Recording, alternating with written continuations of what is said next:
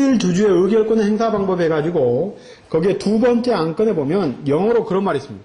뭐 이렇게 뭐 섀도우 보팅 이렇게 되어 있습니까? 하여튼 이게 뭐냐면요. 상장된 회사에 가게 되면요. 대주주가 갖고 있는 주식은 10% 이상의 대주주가 있는 회사는 거의 없습니다. 그러니까 대주주가 많아봤자 뭐 7%, 8% 이런 주식을 가지고 결국 회사를 지배하게 된다고요. 그렇죠? 거기 코스닥에 상장된 회사나 일반 유가증권에 상장된 이 회사들이요. 뭐 대주주가 그 회장이라는 분들이 주식을 뭐 50% 갖고 있어도 회사를 지배하는 게 아니죠. 자 봅시다. 이게 갑이라는 사람이 7%를 갖고 있습니다. 을이라는 병이라는 소주주가 2%를 갖고 있습니다. 총. 그 다음에 나머지는 주식이 수만 명이 해가지고 이게 이제 91%를 갖고 있습니다. 이렇게요. 이 91%를 갖고 있는 이 1000명이 주주총회에 나옵니까? 안 나옵니다. 안 나오는 것이죠. 그럼에도 불구하고 항상 주주총회는 이와 같이 통과되게 되는 것이죠. 자, 그럼 봅시다. 여기 이와 같이 증권 애탁원에서 이와 같이 의결권 행사에 관한 권한을 이임하게 되면요. 이 증권 애탁원에서 주식을 전부 다 줍니다. 회사에 주게 되면 회사의 주식이 91%가 나오게 되는 거예요. 이렇게 왔습니다. 그러면 총 주식이 100%가 되는 것이죠. 그러면 이번에 주주총회 열릴 때 특별 사항에 대해서, 특별한 의안에 대해서 3분의 1 이상이 출석을 해야 되죠. 그러면 여기 나왔으니까 91%, 2%, 7% 나왔으니까 전부 다 100%가 나온 것이니까 3분의 1이 나왔죠. 나온 다음에 이것에 3분의 2가 찬성을 해야 되죠. 그러면 여기 나와 있는 증권 애탁에서 준 여기 91%는 의결권을 어떻게 행사하게 되냐면요. 찬성 50%, 반대 50% 이렇게 행사합니다. 그러면 결국에는 뭐 45.5, 45.5 이렇게 찬성, 반대 이렇게 행사하게 된다고. 그렇기 때문에 그 의안은 언제나 이와 같이 의결되는 것이죠. 그러나 실제로 이 정족수를 따질 때 이게 중요한 게 아니고 여기 나와 있는 것은 이 발행 총수에 이렇게 산입되게 되는 것이죠. 결국에는 이 사람이 반대를 한다 할지라도 이 사람이 찬성하게 되면 그 의안은 이와 같이 통과되게 되는 것이죠. 그래서 거기에 나와 있는 상장된 회사들의 그 주주총회를 할 때요. 저게 도대체 의결 정족수를 채울 수 있을까? 이렇게 우리가 의문을 갖게 되는데 의결 정족수는 이런 방법에서 채우게 됩니다. 그리고 이 실질 주주의 의결권 행사는 이와 같이 거기에 보시면 결과 찬반의 비율에 따라서 의결권 행사하게 됩니다. 이렇게 되어 있죠. 그러니까 결국에는 회사의 경영에 관여를 하지 않겠다는 거예요. 회사 자기들 나머지 주주들끼리 알아서 하라는 거예요. 나머지 주주들끼리 알아서 하라는 거죠. 그러니까 저기 나와 있는 회사 대주주의 입장에서는 45% 찬성이 있었죠. 자기 주식 7% 얹었죠. 그렇죠. 그러니까 언제든지 찬성이 되게 되는 것이죠. 자, 그 다음에 넘어가서요. 정족수 계산 아시겠죠? 그래서 31페이지 한번 봅시다. 31페이지에 가운데 부분에 판례가 하나 있습니다. 이런 판례도 저는 이거 여러 번 봤던 내용 중에 하나인데요. 두 번째 줄에 주주를 상대로 의결권의 행사를 금지하는 가처분 결정을 받은 경우 이렇게 돼 있죠. 여기다가 밑줄 끊으시면 의결권 행사 가처분을 받은 주식 자체요. 이게 발행 주식 총수에 산입하느냐 마지막 줄에 발행 총수에 산입한다 하겠죠. 그래 이 사람도 전부 다 나올 걸 계산해가지고 4분의 1 이상이 출석되어야만이 총회는 적법하게 성립되게 됩니다. 여러분들이 이름만 대면 알 수 있는 골프장이 있습니다. L자로 시작한 골프장이 있습니다. 그렇죠? 뭐 회원권은 뭐 10억씩이 넘는다고 하죠. 그렇죠? 그런데 여기에 경영권 분쟁이 발생했습니다. 경영권 분쟁이 발생했는데 대주주하고 그 소수주주 사이에 어떤 문제가 발생했냐면 주식 양도에 관한 하자의 다툼이 생겼습니다. 대주주가 소수주주에게 주식을 넘겨줄 때요. 이건 제가 지금 말씀드린 건 대주주의 표현입니다. 잠시 주권을 맡겨뒀는데 잠시 주권을 넘겨줬다. 그러니까 다른 말로는 맡겨뒀는데 그 소수주주가 그 주권을 가지고 회사에 가서 명의개설을 해버렸습니다. 그래서 주식의 비율이 바뀌어버린 거죠. 바뀌어버렸다는 거예요. 그러니까 결국에는 준 사람은 잠시 맡겨뒀다. 이렇게 했는데 받은 사람은 증여로 받았다. 또는 적법하게 받았다 해가지고 결국에는 분쟁이 발생하게 된 거예요. 그렇기 때문에 그 주권이 발행되게 되면 그래서 주식 양도가 무서운 겁니다. 주권이 발행되지 않으면 주식 양도 계약서라는 걸 쓰고 통지하고 해야만이 주주가 되는 것인데 주권이 발행되게 되면 넘겨주면 바로 주주가 바뀌게 되는 것이죠. 그래가지고 이와 같이 주식을 넘겨준 사람이요, 주권을 넘겨준 사람이 그 주권을 가지고 명의개설을 한 주주를 상대로 해서 의결권 행사 금지 가처분 신청을 했습니다. 가처분 신청을 했었을 때 이러한 가처분 신청에 의해서 가처분이 된 주식 자체가 발행 총수에 산입될 수 있느냐? 산입된다. 그렇죠? 이것도 계산해가지고 3분의 1이 나오는가 여부를 따지게 된다는 것이죠. 그래서 뭐 정족수 계산하는 것은 여러분들이 이 정도 의미면 될 것 같고요. 32페이지 한번 봅시다.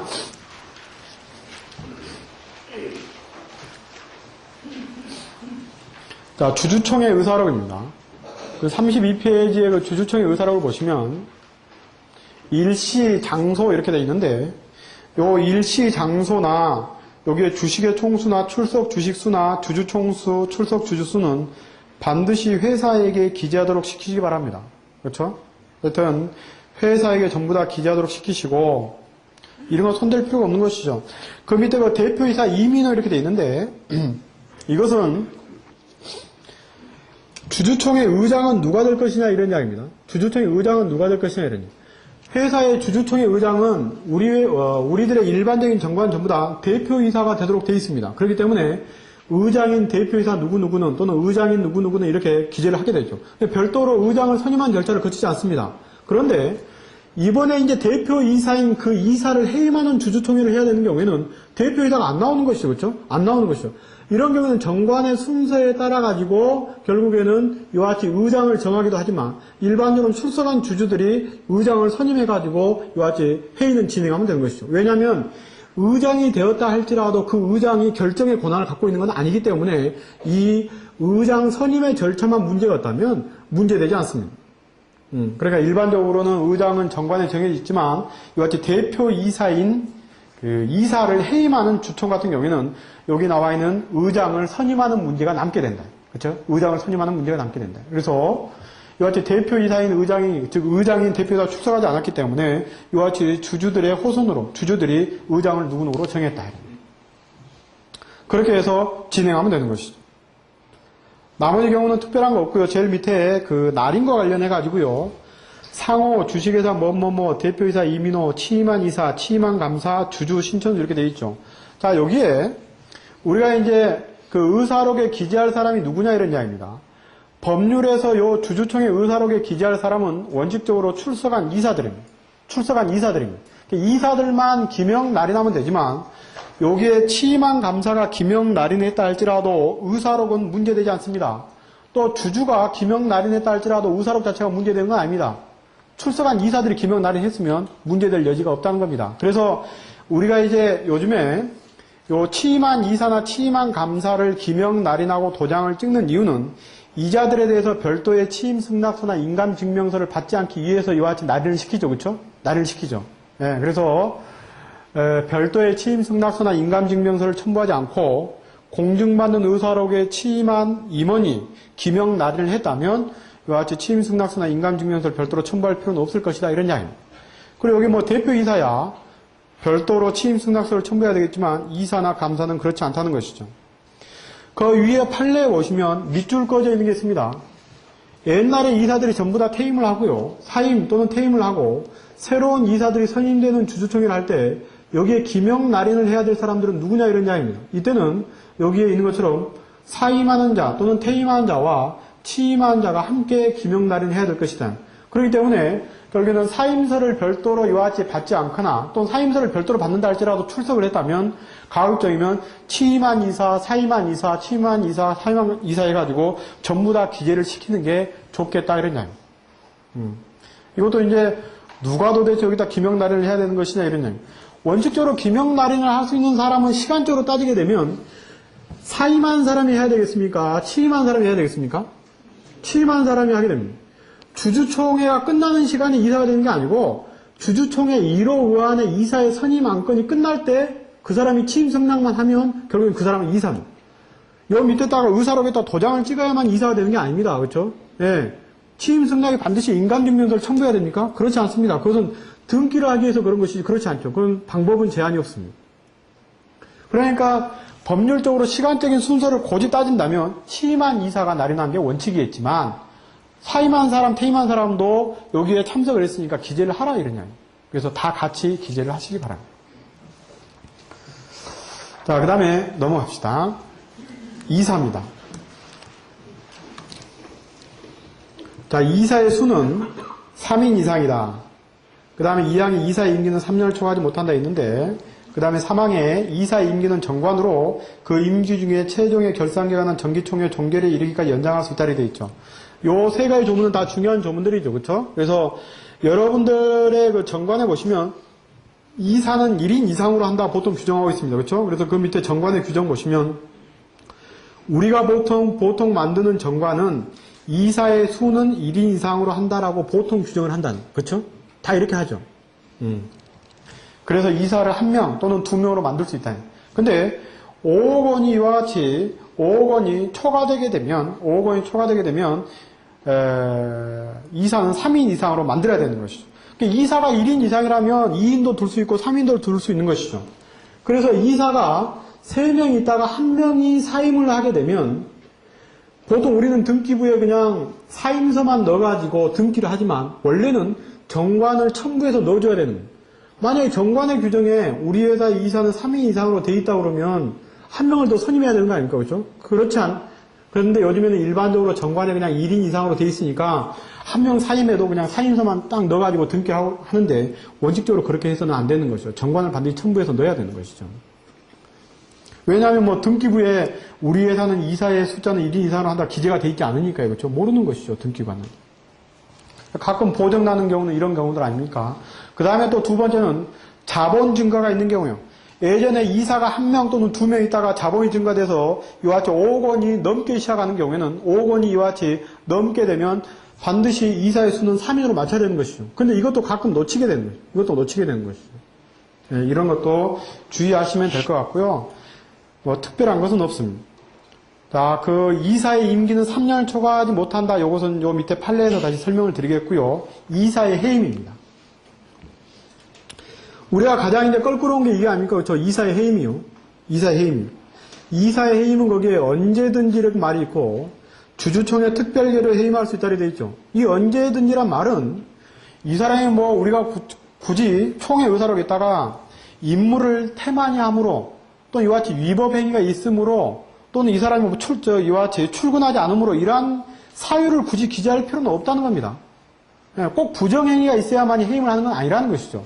근데 우리는 꼭 의사로겠다가 부정한 어떤 그러한 그 의미의 표현을 꼭 이렇게 기재를 하는데 만약에 기재를 해갖고 나중에 실제 그런 게 아니면 뭐라고 답하실 겁니까? 그렇죠? 그러니까 이것도 회사에서 요구한 대로 그대로 해서 줘요. 그대로요. 자, 근데 이때 주주총회 특별결의 한다 이렇게 돼 있는데 공정사무실에서 이와 같이 공정을 안 해주는 경우가 있죠. 그렇죠? 이것은 갖다가 자기들이 관여할 바가 아니죠. 관여할 바가 아니죠. 최소한 그러나 이사를 해임하는 주주총회를 할 때는 반드시 그 해임하는 이사는 보통 주주가 일반적이죠. 그 사람이 보통 주주를 갖고 있는 경우가 일반적이니까 반드시 소집 통지서를 보내야 됩니다. 그래서 최소한 적법한 절차를 밟아서 이사를 해임하는 것이 나중에 전혀 문제가 생기지 않는다는 겁니다. 괜히 나중에 동일한 절차를 밟아도 결과는 뻔합니다. 그러니까 소집 통지서 보내고 2주 뒤에 총회를 한다 할지라도 결과는 뻔하죠. 뻔하다 할지라도 괜히 트집 잡는 것은 하지 않는 게 좋죠. 반드시 소집 절차를 밟아서 해라. 그래서 거래처에 대해서도 시간을 걸려서 하는 게 좋겠습니다. 이렇게 이야기를 하는 것이죠. 자, 그 밑에 판례입니다. 판례 밑줄 꺼진 거 보시면 여러분들 정관에 보시면요. 정관의 이사의 임기는 두 가지 경우로 정해져 있습니다. 하나는 이사의 임기는 3년으로 한다라고 정해져 있는 정관이 있고 어떤 회사의 임기는 3년을 초과하지 못한다라고 하는 정관이 있습니다. 자, 여러분이 만약에 이사하고 친구라고 한다면 3년으로 한다라고 기재를 해주시고 만약에 여러분들이 이사하고 전혀 무관하다고 하고 대표 이사하고 여러분이 가깝고 나머지 이사는 모르겠다 이러면 3년을 초과하지 못한다라고 정관에 기재하시기 바랍니다. 아시겠죠? 그러니까 여러분들이 이사하고 친구라면 이사 임기는 3년으로 한다 이렇게 만들어 놓으시고 대표 이사하고 친구고 나머지 이사하고는 무관한 사람이다 이렇게 하면 3년을 초과하지 못한다 이렇게 기재해 놓으시기 바랍니다. 이거는 왜 그러냐면요. 1년이 지난 뒤에 이사를 해임했을 때 이 이사가 보통 자기는 임기가 3년이라고 알고 있습니다. 근데 이사의 임기는 3년이 아닙니다. 이사의 임기를 3년이라고 정한 경우에만 이사의 임기는 3년이고 3년을 초과하지 못한다고 했었을 때는 자기가 해임될 때까지가 이사의 임기입니다. 해임될 때까지가. 그러면 결국에는 3년으로 한다라고 했었을 때는 3년 동안 보수를 받을 것으로 예상되어 있지 않습니까? 그러면 1년 이내에 해임되게 되면 2년 정도의 보수를 손해배상으로 달라고 보통 청구할 수 있습니다. 아시겠죠? 근데 3년을 초과하지 못한다라고 정관에 기재되어 있으면 1년 만에 해임을 한다 할지라도 이사하고 회사의 관계는 위임관계입니다. 위임관계이기 때문에 두 사람 사이의 고용계약 관계를 해지시키게 되면요. 즉 해임시키게 되면 두 사람은 끝나는 것이죠. 이사는 근로자가 아니기 때문에요. 이와 같이 노동부에 신고를 해서 이와 같이 무슨 임금 신고를 이와 같이 임금을 못 받았다. 이러한 이와 같이 요구를 하거나 소송을 할 수가 없습니다. 아시겠죠? 그래서 정관도 이러한 규정의 특성이 있다. 실은 저도 회사의 주주이면서 대표이사를 해임시켜 본 적이 있습니다. 그때 이제 이 정관을 이렇게 만드는 것이죠. 이렇게 만드는 것이죠. 그래서 백날 소송을 해봐라. 그렇죠? 백날 소송을 해봐라. 돈 1,000만 원도 못 준다. 이런 얘기예요. 돈 1,000만 원도 못 준다. 원래 세상을 살 때는 그렇게 살면 안 되는데, 이게 사람들이 요즘에는 워낙 희한하죠. 그렇죠? 세상이 워낙 빨라지고, 그 다음에 사람이 한 곳만 보고 계속 달리기 때문에 이게 주위에 뭐가 있는 것인지, 주위에 사람들이 있는 것인지, 없는 것인지, 사람이 감정이 있는 것인지, 없는 것인지 모르고 살아가는 거 아닙니까? 그렇죠? 예. 그렇게 살아서는 안 된다. 이래요. 그래서 세상을 하는 것은 예전에 어르신들은 짧고 굵게 살아라 이렇게 이야기했지만 제가 볼 때는 가늘고 길게 사는 것이 좋은 방법입니다. 가늘고 길게. 우리가 부자여가지고 고기를 먹으면 하루에 몇 근을 먹겠습니까? 그렇죠? 한 2근 먹겠습니까? 한 이틀 동안 2근 먹으면 못 먹을걸요. 세상은 가늘고 길게 행복하게 살아야 되는 것이. 자, 그 다음에 넘어가 봅시다. 34페이지요. 양가로 2번에 직무집행정지 가처분 신청이라는 게 있습니다. 이것도 가급적이면 안 하는 게 낫겠죠. 그렇죠? 안 하는 게 낫겠지만 여러분들이 반드시 해야 된다고 한다면 여기 나와 있는 이와 같이 직무집행정지 가처분은 이것은 신청사건입니다. 이건 비송사건이라 해서 비송사건 절차법에 규정되어 있습니다. 그렇죠? 그러니까 상법하고 이와 같이 비송사건 절차법에 규정되어 있는 내용입니다. 그러니까 직무집행정지 가처분이라는 것은 이사의 직무를 묶는 것이죠. 못하게 묶는 것이죠. 그래서 직무집행정지 가처분이라는 것이 등기부에 기재됩니다. 예. 이때 피신청인은 누가 되게 되냐면요. 이사입니다. 이사. 그러니까 내가 묻고 잘려 저기 나와 있는 가불병이라는 이사가 있는데요. 병 가만히 놔두면 안 되겠다 했었을 때 하는 것이 이와 같이 직무집행정지 가처분입니다. 근데 아까 해임시킬 수 있으면 해임시키는 게 가장 좋습니다. 바로 없애버리는 게 가장 낫죠. 그렇죠? 근데 해임을 시킬 수 있는 상황이 안 되거나 또는 주주총회를 소집하는데 이와 같이 일정 기간이 걸리는 경우에는 직무집행정지 가처분 신청을 해서 이와 같이 묶는 것이죠. 묶는 것이죠. 그래서 여기에 이제 예규와 관련된 내용들도 있으니까 결국에는 이러한 것들이 있을 수 있다. 또 이러한 것이 있다라고 여러분들이 한번 보시면 될 것 같고요. 이러한 그 구체적인 절차들은 여러분들 그 비송사건 절차법의 비송사건 절차의 그 양식의 모음집 같은 데 보면 잘 나와 있습니다. 그러나 결론적으로는 신청인은 여기 나와 있는 이 직무집행정지 가처분에 있어서 신청인은 이와 같이 임원이라든가 주주라든가 이런 이사, 감사 또는 이해관계를 청구해서 하는 것이고 피신청인은 저기 나와 있는 이사가 되는 것이죠. 또는 대표이사가 되는 것이죠. 그리고 거기다 사유와 구구절절히 기재하면 되는 것이죠. 구구절절히 기재하면 되는 것이죠. 가장 좋은 것은 이런 겁니다. 저도 이걸 한번 해봤는데 신청을 해놓고 결정이 나기 전에 돈은 받고 결정이 나기 전에 합의를 하는 거예요. 당사자가. 그래서 사임하는 것이 가장 좋은 방법이죠. 그러면 보수는 받고 이와 같이 등기는 또 해서 등기해서 돈 받고 이렇게 하면 가장 좋은 방법. 이러한 직무집행정지 가처분 같은 이러한 신청은 다른 신청 사건보다도 돈은 한 5배 이상 받으시면 됩니다. 그냥 한 100만 원 정도씩 받으시면 100만 원씩 받으십시오. 아니면 안 한다고 하시는 게 낫습니다. 저희 사무실에 안 하는 사건들 보면 이혼 사건이라든가 그렇죠? 이런 사건 안 한다. 파산 이런 거 잘 안 하죠. 파산도 아는 사람 빼놓고는 안 합니다. 뭐냐면 보증선 사람이 파산한다면 이해하겠는데 자기가 카드를 써놓고 파산을 하거나 한다는 건 좀 이상하지 않습니까? 그렇죠? 썼으면 갚아야 되는 거죠. 아니면 안 써야 되는 거죠. 그렇죠? 그 이제 어쩔 수 없는 사정이 있었다. 어쩔 수 없는 사정이 있었다면 어쩔 수 없는 사정이라는 게 딱 두 가지 아닙니까? 하나는 보증을 썼다. 하나는 사업을 했다. 이 두 가지 중에 하나 아닙니까? 그렇죠? 근데 그걸 갖다가 뭐 중간중간에 보면 피자를 사 먹었다. 맥주집에 갔다. 이런 것들 말이 안 되는 소리들이죠. 그래서 저희는 그런 사건들을 하지 않습니다. 그래도 돈을 못 봅니다. 자, 거기 35페이지에 뭐 등기부등본도 그런 게 있고요. 그래서 이런 내용들이 있다고 보시면 되고. 자, 이사의 변경에 관한 등기들 중에서 주의하셔야 될 것 좀 봅시다. 여기에 방가를 1번 보죠. 판례입니다. 판례가 선례 질의의 답인데요. 봅시다. 보궐 또는 증원에 의해서 선임된 이사의 임기는 다른 이사의 자녀 임기와 같이 한다는 정관의 규정이 있다 할지라도 이는 이사의 일부의 결혼이 생길 때만 적용되고 이사 전원을 새로 선임한다면 이것은 처음부터 임기가 기산되는 것이다. 아시겠죠? 세 사람 중에 한 사람은 이제 임기가 이제 1년 남았는데 다른 한 사람을 선임했다. 이런 경우에 정관에 이제 다른 이사와 임기를 같이 한다고 했으면 새로 선임된 사람의 임기는 1년이 맞다 이런 이야기죠. 그렇죠? 다른 사람과 같이 끝난다. 그런데 이번에 가불병의 이사를 전부 다 다시 선임해야 되는 상황이 발생했다면 이때는 임기는 그때로부터 3년이 다시 기산되게 된다. 이런 이야기죠. 근데 등기소에서 정관 가져오라고 합니까? 모르죠. 모르니까 결국엔 정관에 이런 규정이 있어도 보궐에 의해서 선임된 사람도 임기도 보통 3년으로 계산하게 되는 것이죠. 그런 거 아닙니까? 그렇죠?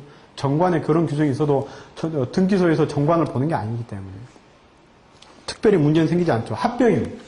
합병의 경우에 있어서 임기는 올해 A회사에 갑하고 을이라는 이사가 있고 10월 1일 합병 등기가 있었습니다. 그러면 요 갑, 을이 있었고 B라는 회사에 이제 뭐 병정이라는 이사가 있었다. 여기 B회사는 없어졌죠. 없어지면 뭐 다 지워지는 것이니까요. 지워진다. 이랬을 때 요 A회사 이제 B회사의 주주들이 전부 다 A회사로 들어갔을 것이고요. 이때 이 회사의 갑과 을의 이사 임기는 내년 3월 31일이 마지막이라는 것이죠. 이 사람들이 뭐 올해 5월 달에 선임됐든 언제 선임됐든 간에 전혀 문제가 되지 않는 것이죠. 그렇죠? 그래서 항상 합병이 있었던 그의 결산기에 관한 주주총회 종결시니까 내년 08년 3월 1일까지가 마지막이다. 그렇죠? 3월 31일까지가. 요 이유는 왜 그러냐면 B회사의 주주들이 A회사의 주주들을 선임해 본 적에 선임을 할 때 관여해 본 적이 없다는 것이죠. 그렇죠? 그러면 결국에는 5월 달에 선임된 이사가 갑을이라면 B의 주주들은 앞으로 2년 반을 기다려야지 자기가 이사를 선임할 수 있을 거 아닙니까? 그렇죠? 그러니까 이 이사의 선임권을 보장하기 위해서 이때까지만 임기를 인정합니다. 그런데 거기에 보시면 합병 계약서에다가 존속하는 회사의 임기는 원래 임기에 의한다 이렇게 정해놓게 되면 이 사람들은 이때 5월 1일부터 3년이 이렇게 기산되게 되는 것이죠. 그렇죠? 그래서 반드시 합병 계약서에 그러한 사실이 있는 것인지 아닌지를 반드시 여러분들이 확인해 봐야 됩니다. 나중에 가가지고 등기할 때 과태료의 문제가 나타날 수 있습니다. 그렇죠? 그래서 이 사람이 임기가 3년이니까 그때 하면 되지 이게 아니고 합병 계약서에 이 사람들의 임기는 원래 자기들이 선임된 임기에 따른다 이렇게 하게 되면 3년이 맞지만 만약 이런 말이 없으면 내년 3월 31일 날 전부 다 바꿔야 된다는 거예요. 전부 다 바꿔야 된다. 아시겠죠? 자, 두 번째 거기 나와 있는 것이요. 사임등기 이행 판결이요. 이건 뭐냐면요. 이제 회사의 이사로 들어간 자들이요. 바지사장들이요. 가끔 바지사장들이 회사의 이사를 그만두고 싶다. 빠져나가고 싶다. 근데 어떻게 해야 되는 것이냐 이렇게 묻습니다. 이렇게 묻는다고요. 그건 나가려면 회사 이사가 1명이라고 합시다. 또는 이 회사 이사가 3명인데 정관에 이사의 수는 3인 이상으로 한다 이렇게 되어 있습니다. 그러면 이번에 병이라는 이사가 빠져나가려고 합니다. 가서 보니까 깍두기들이 운영하는 회사입니다. 깍두기들이. 주식은 갑을병이 갖고 있는 게 아니라 이사들이 갖고 있는 게 아니라 주식은 전부 다 다른 정이라는 자가 깍두기가 100%를 갖고 있습니다. 정관에는 이사의 숫자는 3인 이상으로 한다고 되어 있습니다. 그럼 병이라는 자가 사임서를 제출한다 할지라도 사임의 효과는 분명히 그때 나타난다 할지라도 등기부에서 지워지는 것은 언제요? 등기가 돼야 되는 것이죠. 그러면 등기가 되려면 병이라는 자가 빠져나오면 새로운 이사를 집어넣어야만이 등기가 될 수 있다는 겁니다. 그런데 깍두기들이 이사를 새로 선임해 줍니까? 선임 안 해줍니다. 이사를 선임한 것은 주주총회에서 하는 것이기 때문에 깍두기들이 주주총회를 열지 않는다고요. 그럼 계속 등기부에 남아있는 것이죠. 그래서 등기부에 빠져나오는 방법은 죽는 수밖에 없습니다. 사망이요, 사망. 사망을 하게 되면 원래 등기부는 감사가 있어야 되는 것이죠. 그렇죠? 감사가 있어야 되는데 감사가 사망을 하게 되면 바로 등기를 할 수 있습니다. 그러니까 감사 없는 등기부가 존재할 수 있습니다. 그러니까 바지 이사는 안 해야 된다. 이런 이야기입니다. 그런 이야기입니다. 그러니까 자기가 판결을 받아서 등기를 하려고 해도 새로운 이사가 선임되어야만 이 등기가 가능합니다. 근데 새로운 이사의 선임은 어차피 주총에서 하는 것이니까 자기 마음대로 하지 못하는 것이죠. 그러니까 결론적으로는 끝까지 남아있는 것이죠. 임기 만료로 퇴임해서 3년이 지났다. 자기 마음대로 퇴임에 등기를 할 수 있습니까? 안 됩니다. 그렇죠? 예, 새로 선임되어야만 하는 것이죠. 자, 등기 기산일입니다. 거기에 동그라미 1번에 보시면 이사들이 3년이 돼서 4년이 된 때, 4년이 되고 나서 이제 새로운 이사를 선임했다는 겁니다. 4년이 돼가지고 이사를 선임했다. 그러니까 1년이나 늦어서 이사를 선임했었을 때, 이때 등기의 기산일은 언제냐 이런 이야기입니다. 무슨 이야기인지 아시겠죠? 그렇죠? 4년이 됐을 때 이사를 선임했다. 자, 세 번째 쪽 끝선입니다. 이러한 경우에 이사의 퇴임 등기를 하여야 하는 것은 2주 또는 3주의 기간이라는 것은 일반의 경우처럼 퇴임한 이사의 퇴임일로부터 기산하는 게 아니라 후임 이사의 취임일로부터 기산해야 된다. 그렇기 때문에 후임 이사가 취임하기 전에는 퇴임 이사의 퇴임 등기만 따로 신청할 수 없기 때문에 그렇다는 거예요. 그러니까 이 퇴임의 등기의 기산일은 새로운 이사가 선임될 때 그게 바로 그의 퇴임의 날짜입니다. 다만 그러면 이렇게 하게 되면 선임된 사람은 선임된 때 바로 등기를 했으니까 과태료가 없고 퇴임된 사람은 그러면 바로 선임해서 바로 등기를 했으니까 2주 경과하지 않았으니까 그러면 과태료가 없는 것이냐? 과태료는 있습니다. 과태료는 있습니다. 자, 어떤 과태료냐면 넘어가 보죠. 거기에 37페이지 봅시다. 2번에 판례를 보시면 이런 겁니다. 법률 또는 정관에 규정된 이사의 정원의 결혼이 생겼는데도 후임 이사를 선출하지 아니하고 있었던 것은 상법 635조 제1항 1호에 규정된 등기 혜택가 아니라 같은 조항 제8조에 규정된 선임 절차의 혜택에 해당돼서 과태료에 처할 사유가 된다. 그러니까 그 등기 일자로만 보면, 등기의 원인 일자로만 보면 이와 같이 혜택 사유가 되지 않았다 할지라도 결국에는 3년 이내에 선임되지 않았기 때문에 다른 규정에 의해서 결국에는 과태료가 부과되게 된다는 겁니다. 결론은 과태료를 부과받게 된다 이런 거예요. 동그라미 세 번째입니다. 여기 보시면 중임등기와 관련해서요. 임기가 만료하기 전에는 중임등기가 안 된다는 것이죠. 그렇죠? 그래서 임기 만료 전에 중임등기를 다시 그 사람을 다시 선임하려면 사임시켰다가 다시 취임의 등기를 해야 된다. 이런 이야기. 그렇죠? 그 네 번째 중임등기와 관련된 일정과 관련된 판례가 있으니까 한번 읽어보시고요. 그 다음에 방가로 5번의 첨부서면도 아까 그 설명드렸던 임시총회 의사록에서 설명드렸던 내용들입니다. 그래서 취임한 자가 기명 날인이 있게 된다면 이와 같이 의사록에 기명 날인만 있다면 취임 승낙서나 인감증명서를 첨부하지 않아도 될 것이다. 이런 이야기죠. 여섯 번째 등록세는 아까 말씀드렸습니다. 그렇죠? 이와 같이 대표이사의 주소와 관련된 것이요. 이런 게 있어도 등록세는 하나만 내면 될 것이다. 다만 과태료와 관련된 책임은 진다. 이런. 38페이지요. 이사의 보수입니다. 뭐 그냥 하나만 보겠습니다. 이사의 보수의 방가리 1번에 그 세 번째 줄 봅시다. 임원의 퇴직금 지급 청구권은 근로기준법 41조 소정의 임금 채권의 시효에 관한 규정이 적용되지 않고 일반 채권의 시효에 관한 규정이 적용된다. 임원들이 받는 것이요. 이것들의 성격은 원칙적으로 이것은 임금이 아니라는 겁니다. 임금이 아니라는 겁니다.